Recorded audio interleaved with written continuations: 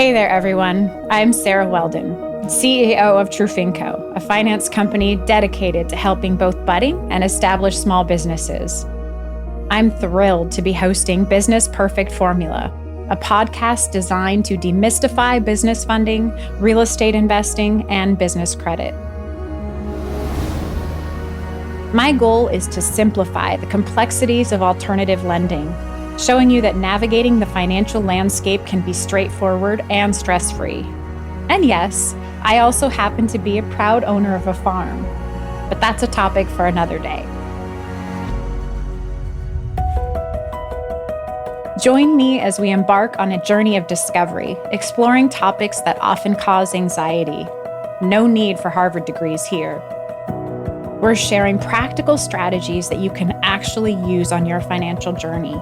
Each episode will offer a unique perspective, featuring insightful conversations with experts in business funding, real estate, and credit. We'll break down complex concepts into digestible insights, drawing from my own experiences in successfully guiding small business owners and entrepreneurs. Together, we'll tackle essential questions. What hurdles do business owners face when seeking funding? And what valuable lessons can we learn from experts' past mistakes? By acknowledging shared challenges, we level the playing field for everyone. Business Perfect Formula isn't just another run-of-the-mill money podcast. Instead, you'll feel inspired and empowered knowing that you can use these proven methods. Get ready for a podcast that goes beyond the usual. Welcome to Business Perfect Formula, where we focus on the human side of funding, and the journey is just as enlightening as the destination.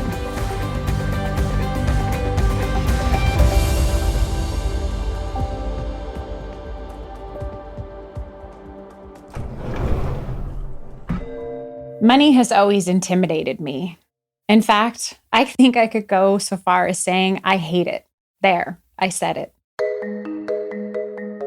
I know that's a bold statement, especially coming from someone that is the head of a company that helps people get money. But hear me out. The reasons behind this may resonate with you. All of my life, I've never had a healthy relationship with money. I grew up with not having enough, but being surrounded by people that had it in excess. The thought of borrowing money, whether it be from a bank or a family member, causes me extreme anxiety. I've experienced it many, many times. Yet here I am, educating and helping others obtain and understand money and how best to use it. How can that make any sense? Some days even I scratch my head with bewilderment. What I've come to realize is that my intimidation and my fear was really due to a lack of knowledge and guidance, and that's why I'm here. Now let's back up. Let's talk a little bit about the strange road that got me to where I am today. Rewind about 6 years. I was working for a software company that focused on the hospitality industry. I was traveling the country, staying at some of the fanciest, swankiest hotels and resorts, and I was teaching them how to make money through targeted marketing. I'll be honest, there were many parts I absolutely loved about this job. I'm naturally driven to help others, which you'll quickly learn about me. And I found that I really was helping people. I was able to dive in and help, whether it was the reservation agent that was struggling to use the software, or it was the hotel owner that was really trying to understand how to come back and get the best ROI. However, even in this amazing role, my relationship with money was not healthy. I was staying and living this life of excess, luxury. I mean, there were times I stayed in resorts and I even had my own personal butler. Of course, it was amazing, but when I returned home to my normal life, there were times I could barely make ends meet. It just didn't seem to make sense to me.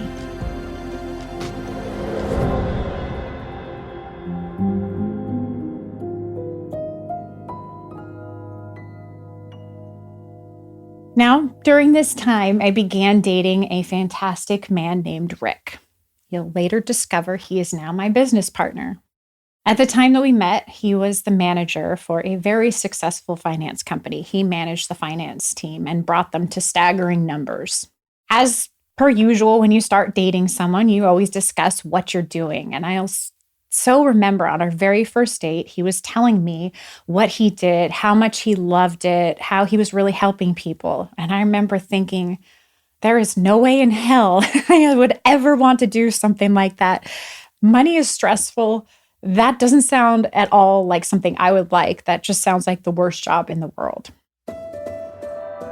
However, as we progressed in our relationship, Rick would often tell me that I would be perfect at this job. He'd always tell me, Sara, you have no idea how much you could truly help people in this industry. And I remember I actually would kind of get mad at him and I'd go, absolutely not. I have no interest in being in your industry. Money's stressful. I hate money. There's absolutely no way I see that I would be helping people if I was doing this. So he kept pushing. I kept pushing him away and saying no. Then March of 2020 hit. All of us. Things changed dramatically in our world, and my amazing job of travel suddenly turned into his desk job of crunching numbers. If you know me, you know this is definitely not me. I'm a people person. I need to get out there. I need to be talking to people. I don't like just sitting behind a computer. I had no value. I was miserable. So guess what? Rick was there patiently waiting. He had recently started his own finance company. He had broken away from his previous job. He had started a new finance company with one of the employees from the previous job. And this time, both of them approached me. They tag teamed, really suggesting, that I would be so good at this and that I would be able to help people on such a bigger scale than I could in my current job.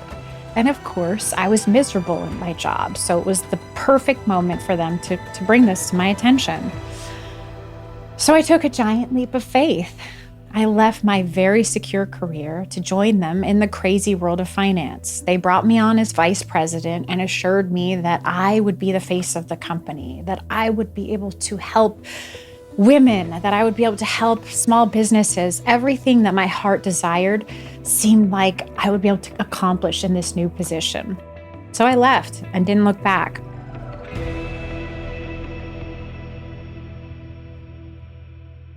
I'll be honest, this industry was so new to me. I didn't understand anything about the world of alternative funding. The type of financing they did was not your traditional bank financing. This was alternative funding, where they were helping small business owners, most of it done without using a bank, but instead using private lenders and alternative funding sources. So this was stuff I had never, ever heard about in school, in bank, with friends, family, none of it. So, needless to say, it was a very steep learning curve. All I had been brought up believing was that you had to go to a bank to get funding. That was it. So now I suddenly had to grasp this new way of funding and figure out how to explain it to people and convince them this was a better way to go. I started hearing all of these words and acronyms being thrown around. I kept hearing about a bridge loan. So many people were talking about bridge loans, and I thought to myself, why are so many people wanting to build bridges? I tell you that not to make myself look really dumb, but really just to show you that it was new to me and I didn't understand it. And if you know where I am now, you'll understand why this is so amazing, because I've come so far. But what really dawned on me during that learning process was that if I didn't know about this world, most people didn't either. I started realizing that many of these programs and methods could be life-changing for so many. I thought back to my own entrepreneurial journey that had started at the age of 20, and I realized how much easier and even more successful it could have been if I had known about all of this. The more I learned, the more passionate I became about what I was doing. I realized I wanted the whole world to know about this, and I had to figure out how to get it out there. Unfortunately, as my knowledge and passion grew, so did the realization that Rick and I were partnered with someone who was the typical finance guy. He only cared about money, clients were not a priority, It was very apparent that all he cared about was how much money he could make off of them. It became very challenging and stressful for Rick and I because we realized what we were doing was so against our morals and our beliefs. And no matter how successful we were going to get, we would never feel right about it. So we realized we couldn't stay in this position. Unfortunately, we weren't in a position to leave. I had quit my job. This was a new company. We weren't making much money. Neither of us had much in savings. Financially, it didn't make sense, but morally, it absolutely did. So this was something I've never done in my entire life. I'm always the employee that gives tons of notice. We actually quit on the spot and went about starting our own business, which is now TruFinCo. It wasn't an easy time. Not at all. We couldn't have picked a worse time to start our own business. COVID was in full swing. We didn't have any way to start a company, even with the basics. We didn't have enough money to get a website going, the marketing, hire employees, everything that's essential, we couldn't do. But what we did have was a dream. We knew what we had was powerful. We knew between the two of us, we could change so many lives. We both are so driven to help people. We just had to find a way to make it happen. We both knew that going to the bank was not an option because why on earth would they fund us? We hadn't even made one single dollar. We had no financial record. So that wasn't possible. And we certainly did not want to ask friends and family for money. Then it really hit us. Let's take our own advice. Let's use our own funding that we tell clients about day in and day out. So we borrowed $20,000 in business credit. And with that, we formed the foundation of our company. We got a website. We got a CRM, we started some marketing, we got a phone system, all those essentials we were able to do. But the best part is our payments were around $200 a month, which was very doable when we had no revenue coming in. I'll be honest, it was a very rough start. You don't just push go and suddenly you're open and you have clients just pouring through the doors, the phone's ringing. Absolutely not. That was not the case for us. For months, Rick was driving several times a week to donate plasma just so we could pay our bills and eat. And don't forget, we have a farm, so we had a lot of animals to feed as well, not just us. I'll be honest, it would have been very easy to give up on our dream and quit. Very easy. But we both knew we had a bigger purpose with this company. Too many people needed our help. So we kept at it. We kept pushing through the struggles and the hard times and kept focusing on what really mattered.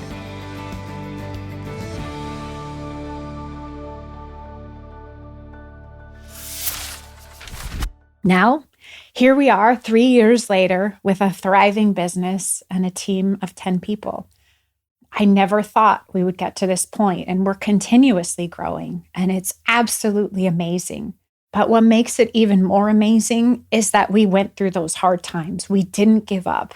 We knew what we wanted to do, and we found the solutions to make it work. And that's the lesson that's so important to take away from that journey. I'll be honest, I'm an anomaly in the finance world.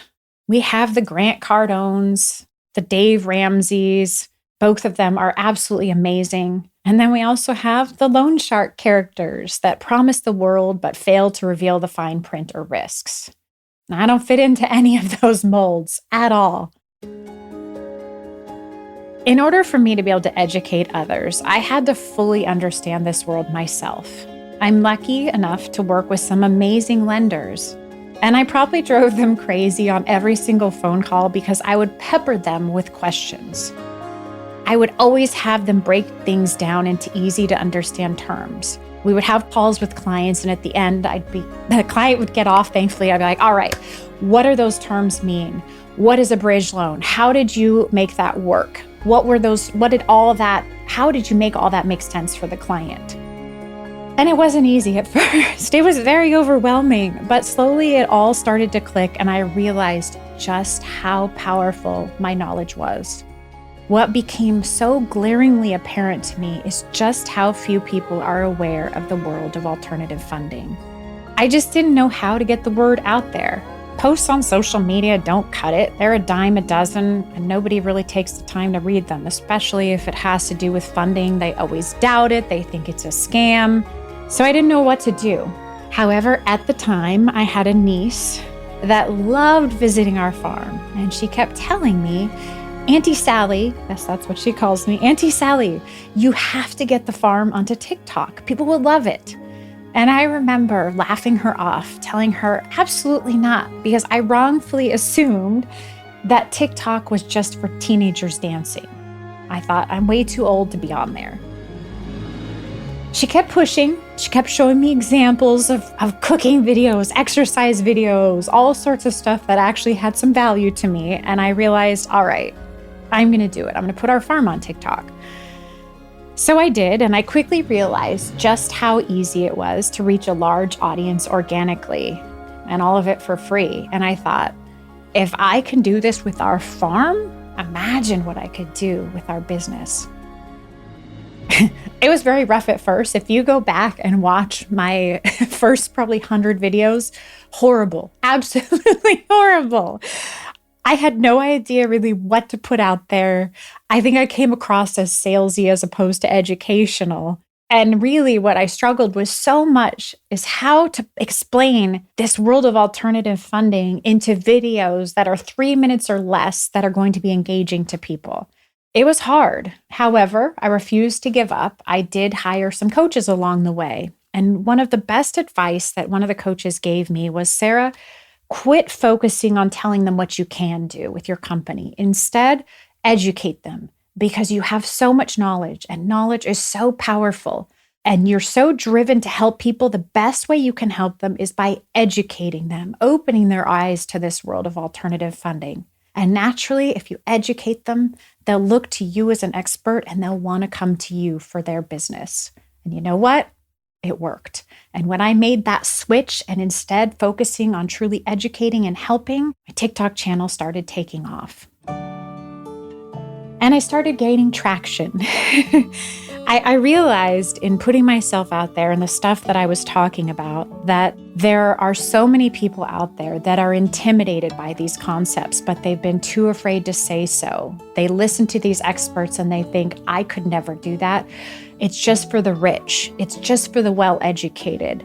And I realized if I can just get these people to understand it in a way that I understand it, they can realize that they can do this too. Without really intending to, I became a resource for many. Real estate investors, business owners, you name it. They all started trusting me for help. And it was incredibly humbling.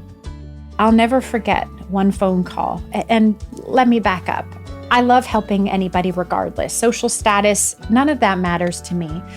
I want to help you. And the average Joe is really my target audience. But I'll never forget, I got on a phone call with a client, and he started off by telling me, how much he was fascinated by what I was talking about on TikTok. And actually, it was funny. He was embarrassed to say TikTok. Most men are. When you ask them where they found us, they'll kind of beat around the bush. And, I think it was somewhere on social media, but I always know it's TikTok. Anyway, he was talking about how he found me, and he was so fascinated by the idea of business credit and capital stacking. He had never heard of it, but wanted to know more. But what really amazed me and opened my eyes is he went on to tell me that he's bought and sold, I think it was over a dozen companies, upwards millions, billions of dollars. So obviously he'd done a lot in his life, very well established, but he had no idea about these basic concepts. That to me was extremely eye-opening, to realize that even people that are extremely wealthy and successful, some of them don't even know these concepts that could help them even more. So now here we are, almost 150,000 followers later and constantly growing. And I can confidently say that I am really doing what my life's purpose is, to help people. The success stories are what fuel me, and the challenges that clients face are what keep me pushing for better solutions. Without intending to, it became my mission to educate as many people as I can to my world, to open their eyes to the possibilities and help them see that anything is possible once you have that education. I never knew that I would have the ability to change lives and really truly help people with money because, as I said in the beginning, I hate it. It intimidates me. However, what I've come to realize is that all of us have a relationship with money. And whether it's good, whether it's bad, we all have a relationship with money. And for many people, that relationship does include anxiety and stress. I'm trying to change that, whether it's by giving you that knowledge, whether it's by working with me and having a different approach where I try to put that human side in funding. I'm trying to change that. Over the past 3 years, I have changed hundreds of lives. That's a very powerful thing to be able to say. And I've changed them in a big way. When you give somebody $200,000, that's really going to make a big impact in their life, whether it's growing their business, starting a new business, getting into real estate investing. That's a huge change.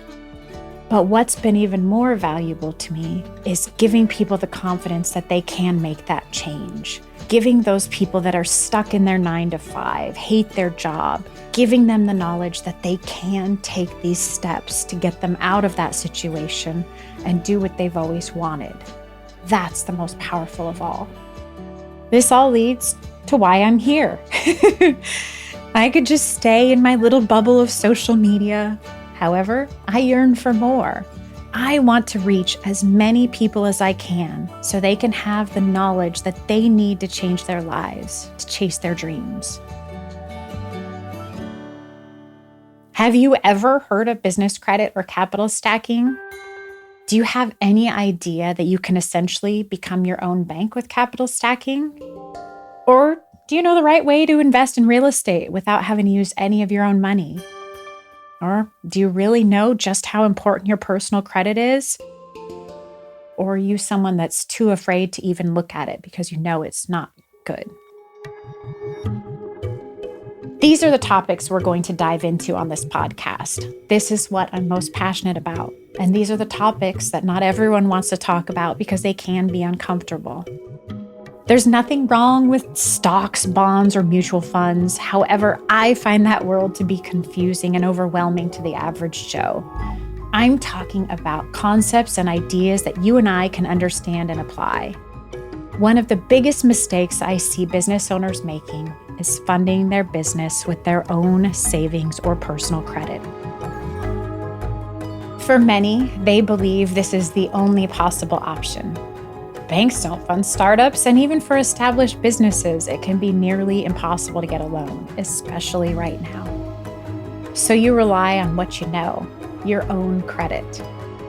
However, the problem with that is not only are you intermingling your business and your personal finances, you're greatly impacting your personal credit score, raising your utilization and decreasing your credit score.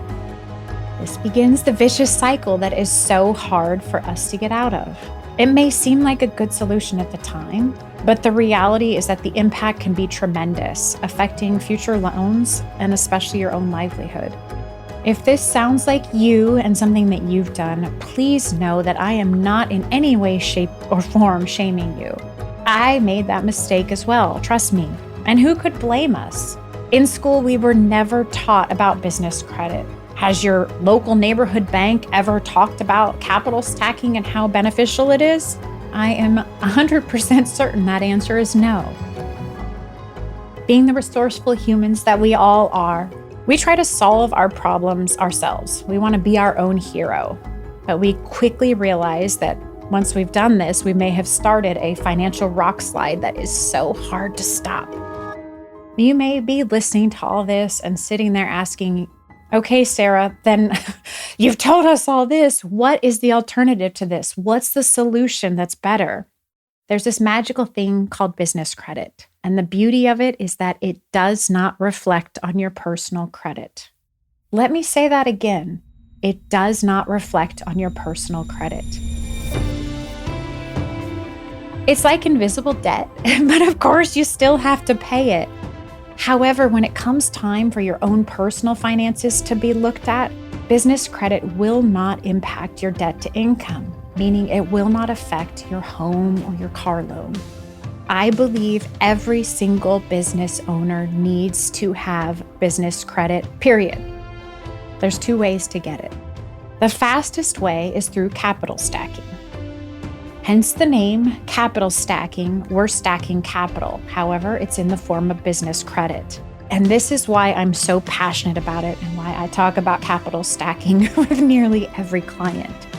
Capital stacking doesn't require any financials. You heard me. It doesn't require tax returns, bank statements. Your business does not have to be making even one single dollar in order for you to qualify for capital stacking. Let that sink in. Your business does not have to be making one single dollar to qualify for capital stacking. In fact, you can get capital stacking immediately after starting your LLC. Do you know any other type of funding out there that can do that? It's no chump change either. On your first round, and you could do multiple rounds, you can qualify for up to $200,000. All of it at 0% interest for up to 2 years. I love it for startups, for buying a business, starting a business, and especially for investing in real estate. And don't worry, on future episodes, we're going to break down exactly how to use it in all of those categories. If you're like me, you're probably listening to all this thinking, all right, this sounds absolutely amazing. It sounds too good to be true. What's the catch? There's always a catch. There's no catch. However, it's important to understand that because this type of funding does not ask for one single bank statement or tax return, it relies entirely upon the strength of your personal credit score. And I'm sure some of you are going to argue and say, this sounds backwards. Why would your personal credit matter when it comes to obtaining business credit? It's as simple as this.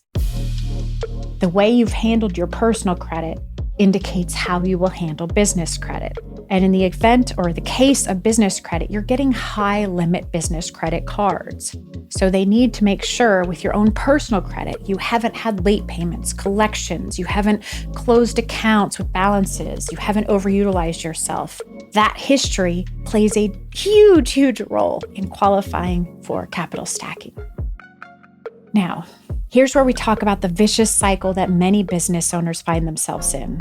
They are enlightened to the world of capital stacking. However, sadly, they've driven up their utilization and driven down their credit score. And they do not qualify for something that would dramatically change their entire financial landscape. This happens all the time. And I'm going to be honest, it's extremely hard for me. I want to help everyone. I am the person that wants to say yes to everyone, approve everyone, and change everyone's lives. Unfortunately, sadly, that's not the case. I do always joke, it's a good thing I'm not the one personally loaning the money because I would be broke. I'm the person that would want to help everyone, would loan everyone the money regardless of underwriting. However, all is not lost. There are 2 alternatives. One is to use a credit partner to still be able to get capital stacking. Now, a credit partner can basically be anyone in your life, friend, relative, business partner. Basically, it's anyone that has stronger credit than you do. And by stronger credit, I mean at least a 680 to 700 credit score. They're coming on as a credit partner. But what's really amazing is because it's business credit, it will not show up on the credit partner's personal credit. That's amazing. So not only does that get you the funding that you need now to be able to grow, start, whatever, your business, it also gives you some time to work on your own credit so that eventually you can be able to get that capital stacking yourself. However, I hear ya. It's not always a comfortable subject to ask someone for help. I can't do it. I'm really bad at it. So for me, credit partner wouldn't be an option. I'm a solution person. There is another way. You can actually build the business credit from the ground up. Now, it does take longer than capital stacking. Capital stacking typically takes about 2 weeks to fund. But with this, you're basically establishing vendor accounts. They're called net 30s. You might have heard of them. You're using your EIN to establish these accounts. Basically, you're purchasing something with that vendor and you have up to 30 days to pay for it. Each time you make that payment, it's called a payment experience, and all of those are reported to your business credit. They're reported to Dun & Bradstreet, which is the business credit reporting agency. With each payment, you're building up your business credit, you're building up that profile, which gets you one step closer to eventually being able to get those high-limit business credit cards that we talked about with capital stacking. I wish I could take credit for inventing capital stacking. However, if that were the case, I'll be honest, I'd be retired on some beach somewhere drinking daiquiris all day. It's been around for ages. It's what some of the most successful entrepreneurs out there have leveraged to get them where they are today. That term that we all hear, using other people's money, yep, it's absolutely referring to capital stacking in its many instances. And I'm sure some people are listening to me talking about capital stacking and they're thinking, oh, I don't need more credit cards. However, there's a huge difference. These are business credit cards. They do not reflect on personal credit. They function like cash. You can liquidate them, still stay at that 0% interest rate, and there are ways to pay people that will only accept cash as well. So in my mind, there's no difference. But here's the biggest difference between using capital stacking and taking out a business loan. So in the case of, let's just say $200,000. If you took out a business term loan for $200,000, from day one, you would be on the hook for that $200,000 and you'd be having to make payments right away on that $200,000. However, in the case of capital stacking, let's say you get $200,000, you're not making payments on $200,000. You're controlling how much you spend. You're essentially controlling what your payment is. So if you only need to use $10,000 of that $200,000 initially, great. You're only making payments on $10,000. And just to put it in perspective, the minimum payment on capital stacking is $100 a month for every $10,000 you spend. So let's say you only use $20,000, you're paying $200 a month. I do all types of funding. I'm going to be honest, there is nothing that even comes close to that. I know we went over a lot today. Capital stacking and business credit is a big concept to grasp, and I certainly don't expect you to leave today's episode an expert, just ready to run out there and try it. What I gave you today was more like an appetizer, just to give you a little taste. We have many more courses ahead of us, and many of those courses are going to be focused on capital stacking and business credit and how to use it to get ahead. However, my hope is that your eyes were opened up a little bit today to what is out there, what you can put into action to make your dreams a reality. We will spend many more episodes diving into all of this. I will bring on experts who help clients get capital stacking. I'm going to have them reveal the tips and tricks to get the most out of capital stacking. As well as I want to bring on clients that have actually used capital stacking to radically change their lives and to hear what they've done with it and how they did it.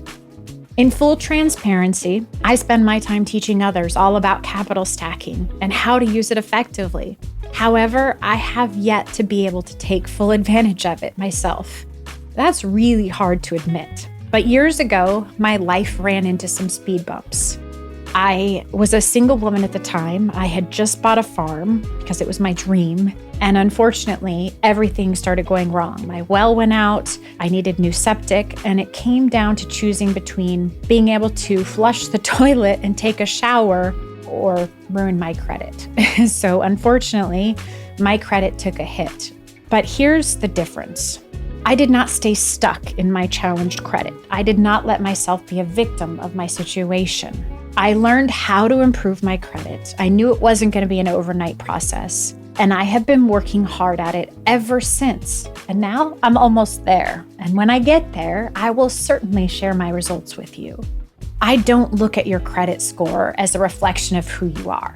If I were to tell you that at one point my credit was a 550, you would not ever just guess that by looking at me. If you saw me on the street, or if you knew that I was the CEO of a finance company, you would never think that was my credit, but that's what it is. And it's just a reflection of a time in my life, not a reflection of who I am. So hopefully for those of you out there that do have challenged credit, you'll realize this is a safe space for you. I never judge someone on their credit score. Instead, I work with you to find solutions to get it where it needs to be, because there are solutions, no matter how challenged that credit is. I don't know how to be anything but transparent, Some of you might hear that I have challenged credit and questioned me as a CEO of a finance company. However, the way I see it, it keeps the playing field even. I know the struggles you go through, and I'm here to help provide you with hope and solutions. If I can dig myself out of what felt like a very dark hole, you can as well.